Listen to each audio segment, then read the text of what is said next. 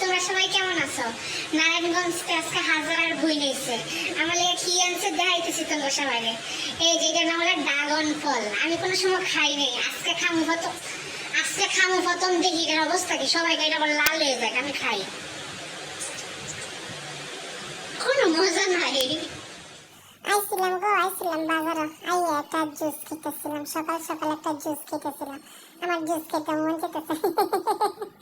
জুসটা যে ভালো লাগতেছে, বলাফান কোথাও জুসটা খাওয়া শেষ হয়েছে। অনেলা বাসাতে নিচে বাজারে যাওয়ার লাগবো। তো আমি সিঁড়িতে নামতেছি নামতে ভাবতেছি বাজার যে করবো, কতগুলা মানুষ যাইবো বাড়িতে বেড়াইতো, কি কি কিনবো না কিনবো এটা ভাবতে আমার আজকে দিনটা গেল। তো বাইরে গেছি বাজার করবো। তো আঙ্গ বাসাতে বাজারটা অনেকটা দূরে মোটামুটি।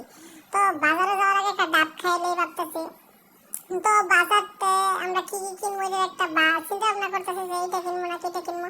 পরে এলা রিক্সা তুলতে বললাম, রিক্সা তুলতে এলা বাজারের উদ্দেশ্যে রওনা দিলাম। আমার লগে একটা ব্যাগ আছে, এই ব্যাগটা কিনে গেলেছি। এই আমাদের ল্যাপটপ আছিল আর কি, ক্লাসে গেছিলাম।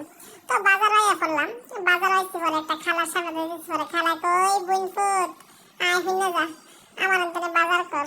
আমি তো বইছি তো বলে গই। পরে উস্তা আছে, আমার আম্মু আবার উস্তা পছন্দ করে, উস্তা লইলাম, শসা লইলাম, যেহেতু মেহমান আইতেছে। এন্দা আবার কি দেখলাম, লেবু আছে, লেবু লইলাম।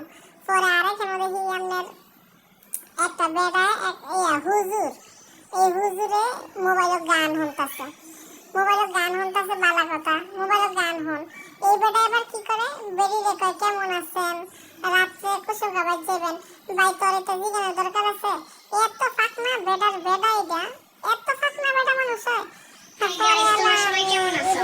নারায়ণগঞ্জ থেকে আজকে হাজার ভুই নিয়েছে। আমার লেগে কি আনছে দেখাইতেছি তোমরা সবাই।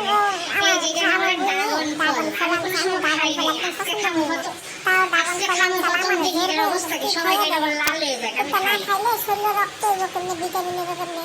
কোনো মজা নাই। খাই না মানে খাইছি একটা, খাওয়ার পর কোনো স্বাদ নাই বুঝছেন, মানে একেবারে স্বাদ সারা একটা খাওয়ান, বিরক্ত লাগে। পরে একটা খাইতেছি পরে আমার হ্যাঁ একটা যতগুলো আনছি 1 কেজি কিনে আনছি, 1 কেজি খাবি।